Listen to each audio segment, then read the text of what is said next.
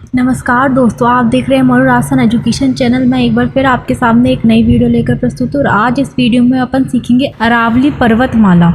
देखिए, अरावली पर्वत बहुत इम्पॉर्टेंट टॉपिक है भौतिक विशेषताओं में, ज्योग्राफी में। मैं राजस्थान ज्योग्राफी के एक एक टॉपिक आपको ऐसे ही पढ़ा रही हूँ और बिल्कुल शॉर्ट ट्रिक से, बिल्कुल शॉर्ट नोट से आपको 15 या 20 मिनट में अपना पूरा टॉपिक याद हो जाएगा। और इसके बाद आपका एक भी क्वेश्चन गलत नहीं होगा, ना ही आपको दो में कन्फ्यूज़न होगा। आपको एक एक चीज़ रट जाएगी। इसके बाद आपको ना तो कोई वीडियो देखने की ज़रूरत है और ना कोई और नोट्स पढ़ने की ज़रूरत है। ये संपूर्ण है। 99% है आपका पेपर यहीं से पूछा जाएगा।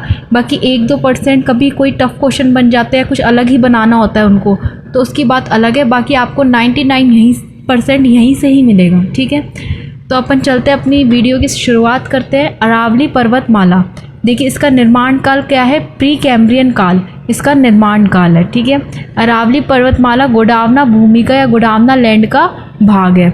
अरावली पर्वतमाला एक, अब देखो ये क्या है? वलित पर्वत है। किसके? निर्माण प्रक्रिया के अनुसार। याद रखना, ये वलित पर्वत निर्माण के अनुसार। प्राचीनतम समनुरूप सार, अवशिष्ट वर्तमान में। ठीक है, अब वर्तमान में क्या है? बिल्कुल अवशिष्ट है। बाकी वलित पर्वतमाला है निर्माण के अनुसार। अब इसका विस्तार देखते हैं अपन। देखिए इसका विस्तार क्या है? 692। क्या करोगे? 6 और 9 माइनस कर दोगे तो 3 बचता है, लेकिन 3 में एक कम 2, तो 692। लंबाई 550, 5 10। ठीक है, 10 में 0 ले लिया। औसत ऊंचाई कितनी है? 930। देखो 6 9 और 9 3। ठीक है, ये ऐसे आप याद रखना लंबाई और ऊंचाई में। ठीक है, लंबाई 6 9 और ये 9 3। ठीक है, बस ये माइनस माइनस करके ऐसे आप याद रख सकते हो। बाकी 692 और 930। अरावली की दिशा क्या होगी? दक्षिण पश्चिम से उत्तर पूर्व की ओर। मतलब अगर ये अपना राजस्थान है तो दक्षिण पश्चिम से उत्तर पूर्व की ओर ये क्या होगी? अपनी अरावली की दिशा होगी।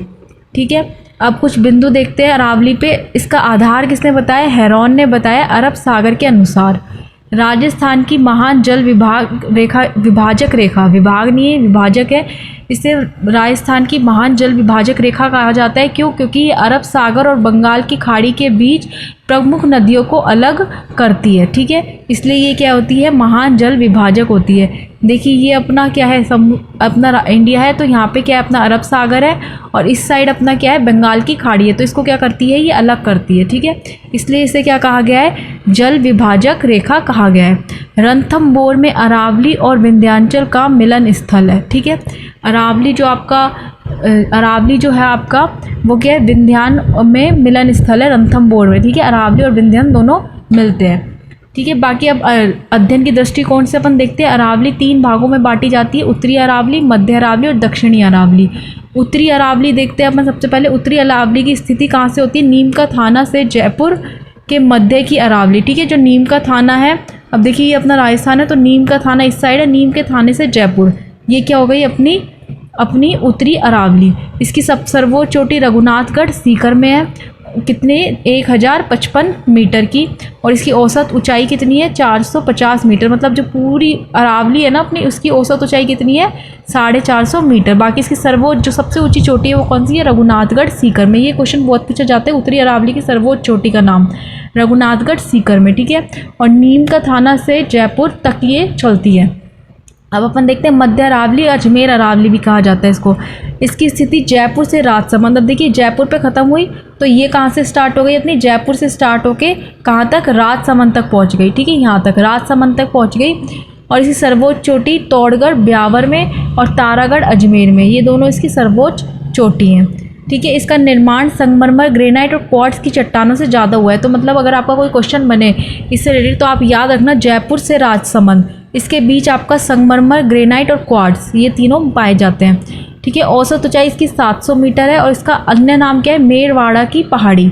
इसको क्या कहते हैं अपन? अन्य नाम से मेरवाड़ा की पहाड़ी कहा जाता है। ये आपकी क्या हो गई? मध्य अजमेर अरावली। ठीक है, अब देखिए अब दक्षिणी राजसमंद से सिरोही तक। अभी राजसमंद में छूटा था अपना, तो राजसमंद से सिरोही तक क्या है? अपनी अपनी दक्षिणी अरावली। इसकी स्थिति पता लग गया आपको। सर्वोच्च चोटी इसकी गुरु शिखर है जो कि माउंट आबू सिरोही में, और इसकी ऊंचाई कितनी है 1722 मीटर। ठीक है, इसकी औसत ऊंचाई 1000 मीटर है, और ये सबसे ऊंचे में आती है क्योंकि अपना जो अपना विस्तार है वो यहाँ से स्टार्ट होता है। ठीक है, तो यहाँ पे सबसे ज़्यादा बड़ी चोटी है, फिर यहाँ पे छोटी छोटी छोटी छोटी होकर के बिल्कुल यहाँ पे ख़त्म सी हो जाती है। ठीक है, सबसे लंबी चोटी आपको इस साइड मिलेगी दक्षिण अरावली, क्योंकि जो विस्तार है वो यहीं से ही स्टार्ट होता है। ठीक है, अब देखिए गुरु शिखर को कर्नल जेम्स टोड ने संतों का शिखर कहा है। क्या कहा है?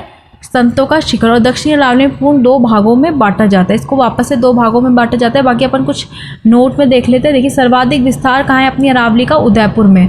न्यूनतम विस्तार देखें तो अजमेर में। सर्वाधिक ऊंचाई देखें तो सिरोही में, और न्यूनतम ऊंचाई देखें तो जयपुर में। क्योंकि इस साइड जाते हैं जो अपन जयपुर लास्ट पड़ता है अपना, तो जयपुर में सबसे कम ऊंचाई है, सिरोही में सबसे ज़्यादा ऊंचाई है क्योंकि वो इस साइड है। ठीक है, सबसे ज़्यादा विस्तार अपना बीच में है, मध्य में अजमेर में, और न्यूनतम विस्तार अपना मध्य में है बिल्कुल। ठीक है, अजमेर में, और सबसे ज़्यादा विस्तार अपना यहाँ पे दक्षिण में है उदयपुर में। ठीक है, ऐसे आपको ये याद रखना है, एक मैप बना लेना है अपने माइंड में। इस तरह आपको ये चीज़ें याद रखनी है। वापस से मैं करती हूँ। सर्वाधिक विस्तार बताओ कहाँ पे होएगा? सबसे नीचे होएगा दक्षिणी में, सिर उदयपुर में, है ना। न्यूनतम अपना कहाँ पे होएगा? मध्य में होएगा अपना अजमेर में। ठीक है, सर्वाधिक ऊंचाई कहाँ पे होएगी? अपनी सिरोही में। मैंने बताया था आपको दक्षिण से स्टार्ट होती है, सबसे ज़्यादा सर्वाधिक ऊंचाई यहीं पे मिलेगी। और न्यूनतम कहाँ होगी? अपनी पूर्व में, मतलब जयपुर में। ठीक है, अब देखिए, अब इसको 2 भागों में बांटा जाता है। दक्षिणी को कौन कौन सी में? आबू अरावली, या आबू पर्वत, या मेवाड़ पर्वत, या मेवाड़ अरावली। इसका विस्तार कहाँ होता है? सिरोही और पाली में, आबू का। ठीक है, सर्वोच्च चोटी गुरु शिखर है 1722 मीटर। अब इसका विस्तार जो मेवाड़ अरावली है, मेवाड़ पर्वत है, इसका विस्तार कहाँ होता है? उदयपुर राजसमंद में। और अरावली का सर्वाधिक विस्तार यहीं माना जाता है, क्योंकि मैंने बताया भी था आपको सर्वाधिक विस्तार उदयपुर में है ना। तो उदयपुर राजसमंद में कहाँ है? इसका सर्वाधिक विस्तार माना जाता है। अरावली का सर्वोच्च चोटी इसकी जरगा है उदयपुर में। ठीक है, जो 1431 मीटर की है। ठीक है, तो ये हो गया आपका कंप्लीट अरावली का, कि अरावली क्या होती है, किसके बारे में होती है। अब अपन देखते हैं अरावली की कुछ चोटियाँ जो अवरोही क्रम में है, मतलब बड़े से छोटे छोटे छोटे छोटे क्रम में। ठीक है, अब देखिए सबसे पहले गुरु शिखर, सबसे लंबी चोटी गुरु शिखर है, सिरोही में है, जो कि 1722। उसके बाद शेर जो कि सिरोही में है 1597। इसकी ऊंचाई याद रखना है ना, ये कभी कभी पूछा जाता है। देलवाड़ा सिरोही में है 1442, मतलब आपको ये 3 याद रखनी है जो कि सिरोही में है। जरगा आपकी उदयपुर में है, वही 1431। बाकी फिर अचलगढ़ आ जाएगी सिरोही में जो 1380, कुंभलगढ़ की राजसमंद 1224, रघुनाथगढ़ सीकर में है 1055, है ना। कमलनाथ आपकी सिरोही में है 1001, ऋषिकेश उदयपुर में है आपका 1001, सज्जनगढ़ उदयपुर में है आपका 938, तारागढ़, तोड़गढ़, मोरमजी, ब्यावर, है ना, अजमेर में आपका 934, गोगुंदा आपकी जयपुर में है 900 मीटर, सायरा आपकी उदयपुर में है 900 मीटर, तारागढ़ आपकी अजमेर में है 873 मीटर, है ना। बिलाली आपकी कोटपुतली बहरोड में है, अलवर से पूर्व, है ना, 775 मीटर। रोजा भाकर आपकी जालोर में है 730 मीटर। अब इसको अपन शॉर्ट ट्रिक से याद करेंगे। पूरी 16 पहाड़ी है, 16 की 16 पहाड़ी आपको शॉर्ट ट्रिक से याद करा देती हूँ। देखो सबसे पहले आपको क्या करना है, गुरु से दे जर अचल, गुरु से क्या लेना है, दे जर अचल, ठीक है, दे ज़रा अचल। तो गुरु, शेर, देलवाड़ा, जरगा और अचलगढ़। कुंभ ने रघु कमल ऋषि सज्जन कहा, कुंभ ने क्या कहा, रघु कमल ऋषि सज्जन को कहा, ठीक है, किसी सज्जन है, ऋषि सज्जन है, किसको क्या कहा, रघु कमल ऋषि कहा। कुंभ ने रघु कमल ऋषि सज्जन कहा। कुंभलगढ़, रघुनाथगढ़, कमलनाथ, ऋषिकेश और सज्जनगढ़। उसके बाद है तोड़ में गोंगू सायरा तार, तोड़ में क्या है, गोंगू सायरा के तार है, तो तोड़गढ़, गोगुंदा, सायरा, तारागढ़, ठीक है। अब लास्ट है बिला, रोजा, बकरा, हरा। जो बिला रोजा है वो कैसा बकरा है, हरा बकरा, तो क्या है, बिला रोजा, बकरा, हरा। बिलाली, रोजा, बाकर, और ये आपकी ट्रिक को याद करने के लिए है ना। तो ये हो गई आपकी कंप्लीट 16 की 16 पहाड़ियाँ। बाकी आप एक बार ये रिवीजन करेंगे तो बहुत इजीली, आसानी से हो जाएगी। बस ये याद रखना किस क्रम में है, सिरोही में सबसे बड़ी, फिर उसके बाद छोटी होती चली जाती है ना। तो ये था कंप्लीट आपका। अब अपन करते हैं आगे अरावली में जो नाल और दर्रे हैं वो, ठीक है। देखो घाटियों के मध्य या नीचे तंग रास्तों को क्या कहा जाता है? नाल या दर्रे कहा जाता है। जो पहाड़ी होती है उसके बीच में जो तंग रास्ते होते हैं, जो रास्ते बनाए जाते हैं बीच बीच में, उनको क्या कहा जाता है? नाल और दर्रे कहा जाता है। अरावली में सर्वाधिक दर्रे कहाँ पे मिलेंगे आपको? राजसमंद में, ये याद रखना, ठीक है। कहाँ पे मिलेंगे सर्वाधिक दर्रे आपको? राजसमंद में मिलेंगे। अब देखिए राजस्थान में प्रमुख नाल और दर्रे अपन देख लेते हैं। देखो ये आपका मैप से बताया गया है, बट मैं इसके बजाय आपको देखो एक बार पढ़ लेते हैं अपन। पाली में अपना कौन सा दर्रा है? देसुरी और बरदर्रा, ठीक है। अपने उदयपुर में कौन सा है? देवर नाल, केवड़ा नाल, फुलवारी और हाथी, ठीक है। अपना राजसमंद में कौन सा है? सोमेश्वर, हाथीगुड़ा, कमली, गोमती, पगलिया, ठीक है, जिसे झीलवा भी कहते हैं। अजमेर में कौन सा है आपका? परवारिया, नाल, सूरा। अब देखो इसको एक शॉर्ट ट्रिक से याद करते हैं। देसुरी बर से पाली में, देसुरी बर से पाली में, देखिए यहाँ पे देसुरी और बर से कहाँ पे? पाली में, ठीक है।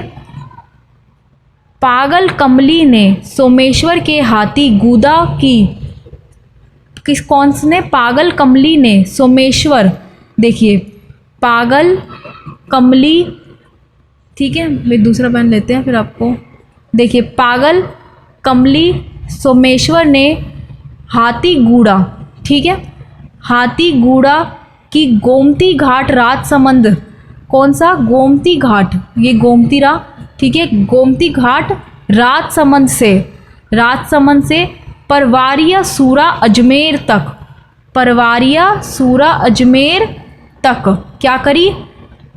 सवारी की, क्या करी? सवारी की।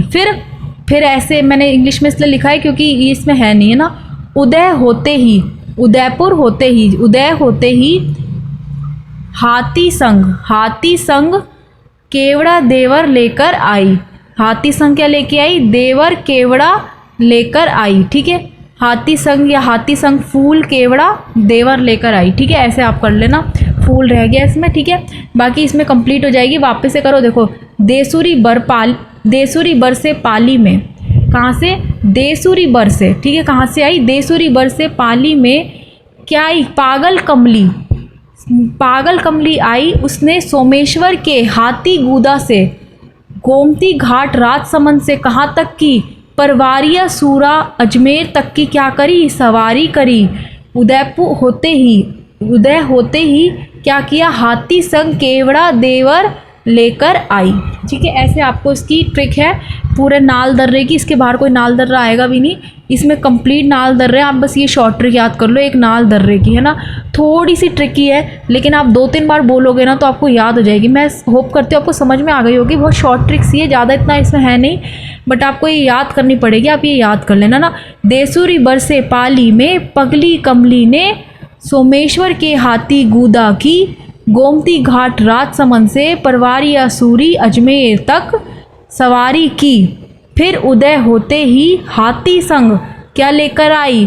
केवड़ा देवर फूल लेकर आई, ठीक है। ऐसे अब देखिए, अब अपन कुछ प्रमुख पठार कर लेते हैं अरावली के, ठीक है। सबसे पहले उड़िया का पठार सिरोही में, आबू का पठार सिरोही में, मेसा, मानदेसरा और धीराजी इसका चित्तौड़गढ़ में, ठीक है। बोराट का पठार राजसमंद में, क्रास का पठार आपका अलवर में, कांकनवाड़ी का पठार आपका अलवर में। अब देखिए सबसे पहले अपन करते हैं उड़िया का पठार। देखिए पठार भी अपने सबसे ज़्यादा यहीं पे ही हैं, सिरोही में सबसे बड़े हैं, उसके बाद छोटे छोटे होते चले जाते हैं ना।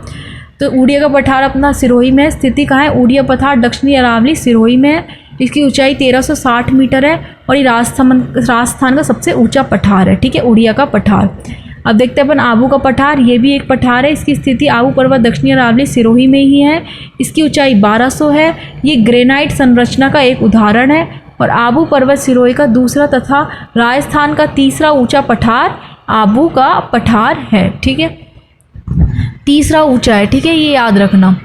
अब देखिए बोराट का पठार करते हैं, जो कि उदयपुर से गोगुंदा पहाड़ी से अजमेर कुंभलगढ़ के मध्य दक्षिणी अरावली में स्थित है। तो इसकी लोकेशन क्या हो गई आपकी? उदयपुर गोगुंदा पहाड़ी से राजसमंद कुंभलगढ़, ठीक है, 1225 का है और ये राजस्थान का दूसरा ऊंचा पठार है, ठीक है। और तीसरा कौन सा हो गया अपना? आबू का। उदयपुर गोगुंदा पहाड़ी से राजसमंद कुंभलगढ़, ये याद रखना, ठीक है। अब देखिए एक नोट है, जरगा पहाड़ी बोराट पठारी क्षेत्र में स्थित है। जरगा पहाड़ी कहाँ पे है? बोराट में, ठीक है, बोराट पठारी क्षेत्र है वहाँ पे, जो मेवाड़ अरावली की सबसे ऊंची चोटी है, जो कि क्या है? मेवाड़। जरगा जो चोटी है ना, जरगा चोटी है, पहाड़ी है जो कि बोराट में स्थित है ना, तो इसमें कंफ्यूज मत होना, है ना, ये पहाड़ी है और ये बोराट का पठार है। अब भोमट का पठार, एक बोराट और एक भोमट में बहुत कन्फ्यूज़न होता है। देखिए रा से याद रखना, ये रा है ना तो राजसमंद, ठीक है, और भोमट मट है ना तो इसमें कुछ नहीं आएगा, ठीक है। ये एक पहाड़ी पठारी क्षेत्र है जो कि उदयपुर से डूंगरपुर के बीच स्थित है, ठीक है, और ये भील जनजाति अधिक पाई जाती है इसमें, है ना। अब लसादिया का पठार, वर्तमान स्थिति इसकी उदयपुर से प्रतापगढ़ के मध्य स्थित है। लसादिया पठार दक्षिणी अरावली जैसलमेर झील के पूर्व में है। लसादिया पठार कठा पठार और विच्छेद पठार है, ठीक है, थोड़ा सा कटा फटा दरदरारी विच्छेदित पठार है, ठीक है, लसादिया का पठार। ये पूछा जाता है विच्छेदित पठार कौन सा है, तो कौन सा है आपका? लसादिया का पठार, ठीक, जो कि उदयपुर से प्रतापगढ़ के मध्य स्थित है। अब देखिए काकनवाड़ी एवं क्रस्का पठार, ये पठार उत्तरी अरावली से अलवर सरिस्का में स्थित है, ठीक है, जो अलवर सरिस्का है वहाँ पे ये स्थित है। तो ये आपके 6 पठार है, होप करती हूँ आपको अच्छे से याद हो गए होंगे। भोमट और बोराट में कंफ्यूज मत होना, रा आ गया ना, राजसमंद, ठीक है, वही उदयपुर से राजसमंद। अब देखिए अब कुछ महत्वपूर्ण बिंदु है, ये 3 महत्वपूर्ण बिंदु है, ये देख लेते हैं। गिरवा की पहाड़ी क्या होती है? पहाड़ियों की मेखला कहा जाता है। ये गिरवा की पहाड़ियों क्या कहा जाता है? पहाड़ियों का मेखला, ये पूछा जाता है। उदयपुर शहर गिरवा पहाड़ियों के मध्य स्थित है। जो उदयपुर शहर है ना वो किसके मध्य स्थित है? चारों तरफ क्या है? अपना गिरवा की पहाड़ी, और गिरवा की पहाड़ियों को क्या कहा जाता है? पहाड़ियों की मेखला। पीडमांट क्या होता है? पर्वत पादीय भागों पर अवशिष्ट पहाड़ी क्षेत्र को पीडमान पहाड़ी कहा जाता है, ठीक है। जो पर्वत होते हैं ना बड़े बड़े, उसमें जो छोटी छोटी पहाड़ियाँ सी निकल आती है ना, उनको क्या कहा जाता है? अपन पीडमान कहते हैं। सबसे ज़्यादा कहाँ पे? देवगढ़ राजसमंद में। देश हरो क्या होता है? देखिए राग व जरगा पहाड़ियों के मध्य, राग और जरगा पहाड़ियाँ उनके मध्य होता है हरा भरा मैदान कहा जाता है, और ये उदयपुर में स्थित है, ठीक है। जरगा पहाड़ी भी आपको पता है उदयपुर में आपकी, तो राग व जरगा पहाड़ियों के मध्य स्थित है, हरा भरा इसको मैदान कहा जाता है, और ये उदयपुर में स्थित है। नेक्स्ट करते हैं, अब अपन अपना हो गया, अब अपन आते हैं सवालों पे। अब देखिए अपन अब कुछ सवाल करते हैं। प्रश्न 1 है आपका, अरावली पर्वतमाला का भू आकृति दृष्टि से सही वर्णन कौन सा है? बताइए। नवीन वलित पर्वत, क्या ये नवीन वलित पर्वत है? नहीं, वलित पर्वत तो निर्माण के अनुसार है ना। प्राचीन कठोर पर्वत, पहले कठोर पर्वत थे, है ना, प्राचीन मतलब पहले, है ना। ज्वालामुखीय पर्वत, ज्वालामुखी से उत्पन्न पर्वत, है ना, और तटीय पर्वत। बताइए तट होते हैं ना जो अपने नदी समुद्र उनके तट, उनसे उत्पन्न। बताइए भू आकृति की दृष्टि से कैसे, कौन से हैं ये? इसका सही उत्तर क्या है? प्राचीन कठोर पर्वत। ये क्या है? प्राचीन कठोर पर्वत है, क्योंकि देखिए ज्वालामुखी से उत्पन्न नहीं हुए पर्वत, कभी ज्वालामुखी से उत्पन्न नहीं होते। ज्वालामुखी से तो उत्पन्न होकर के अपने क्या होता है, जैसे जब ज्वालामुखी अपने फटती है तो अपने जो लावा निकलता है, इससे अपने जो चट्टानें बनती है, इससे अपने चट्टानें बनती है ना, और उस पर पर्वत नहीं बनते, चट्टानें बनती है अपनी, है ना। तो अपनी भू आकृति दृष्टि से अपने क्या है? प्राचीन कठोर पर्वत है ये इसका सबसे ज़्यादा सही उत्तर है। देखिए अरावली दुनिया की सबसे प्राचीनतम पर्वतमालाओं में से एक है, जिसका निर्माण धरातलीय विवर्तनिक क्रियाओं से हुआ है, ठीक है। अगला सवाल, अरावली पर्वतमाला की दक्षिणी श्रेणियों को कौन से नाम से जाना जाता है? बताइए। जो अरावली पर्वतमाला है उसकी दक्षिणी श्रेणियों, जो दक्षिणी श्रेणी है इसकी यहाँ वाली, उसको किस नाम से जाना जाता है? बताइए। मावली पर्वतमाला, डूंगरपुर श्रेणियाँ, भागेला पर्वत या आबू पर्वत श्रृंखला। बताइए। दक्षिणी मैंने आपको बताया था नीचे की तरफ जहाँ पे सबसे ज़्यादा होती है, वही सिरोही आबू वाला, उसको क्या कहा जाता है? आबू पर्वत श्रृंखला। अरावली की दक्षिणी छोर पर माउंट आबू स्थित है ना, तो इसकी प्रमुख एवं ऊंची चोटी श्रृंखला है, ठीक है, तो इससे क्या कहा जाता है? आबू पर्वत श्रृंखला। अगला सवाल, अरावली पर्वतमाला में से कौन सा जल विभाजक का कार्य करती है? बताओ कौन से जल विभाजक कार्य करती है? बनास चंबल, साबरमती, माही, पूर्वी पश्चिम नदियाँ या सिंधु गंगा। देखिए ना तो बनास करती, ना साबरमती करती, ना सिंधु गंगा करती, अपन करती है। देखो जो मैंने आपको बताया था राजस्थान का डायग्राम बताया था, ये अपनी अरावली है, ठीक है। यहाँ पे तो अपनी बंगाल की खाड़ी है, और यहाँ पे अपना क्या है? अरब सागर है।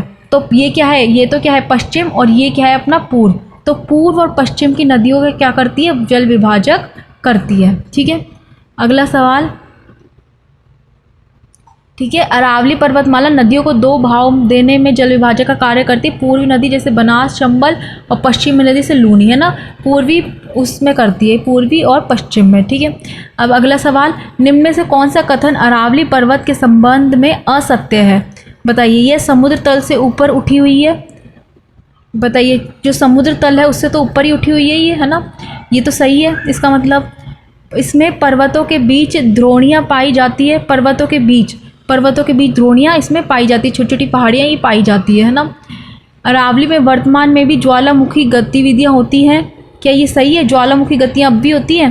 नहीं होती अब, ठीक है। क्या यह महाभारत काल में प्राचीन पर्वत श्रृंखला है? हाँ बिल्कुल है।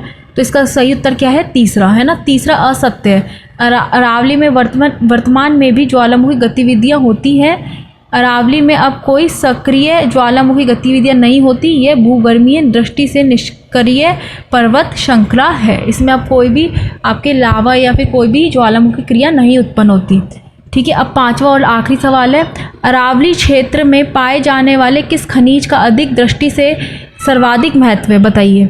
अब्रक, सीसा जस्ता, बॉक्साइट या तांबा? बताइए सबसे ज़्यादा खनिज कौन सा पाया जाता है आपका अरावली में? बताइए।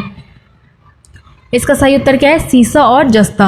अरावली क्षेत्र में जावर, उदयपुर आदि में सीसा जस्ता के विशाल भंडार हैं जो भारत की प्रमुख खनिज संपदाओं में गिने जाते हैं। तो सबसे ज़्यादा क्या मिलता है? अपना जस्ता, सीसा, जो कि कहाँ पे मिलता है? जावर, उदयपुर में, ठीक है। तो ये थे आपके 5 सवाल मुख्य। इसके साथ ही आपका अरावली टॉपिक कंप्लीट हो गया। अब आप 1-2 बार इस वीडियो को देखना ताकि आपके बार बार रिवीजन होता रहे, शॉर्ट नोट अपने आप ही दिमाग में छप जाए, और इसके स्क्रीनशॉट लेके आप शॉर्ट नोट बना लेना अपने खुद से और रिवीजन करते रहना। आपका इसके बाहर 99% कोई भी क्वेश्चन नहीं जाएगा, 1% हो सकता है चला जाए, लेकिन 99% आपका यहीं से मिलेंगे आपको। इसी के साथ मैं वीडियो में अब अलविदा लेती हूँ, मिलते हैं अगली वीडियो में। धन्यवाद ये वीडियो देखने के लिए। जय हिंद, जय भारत।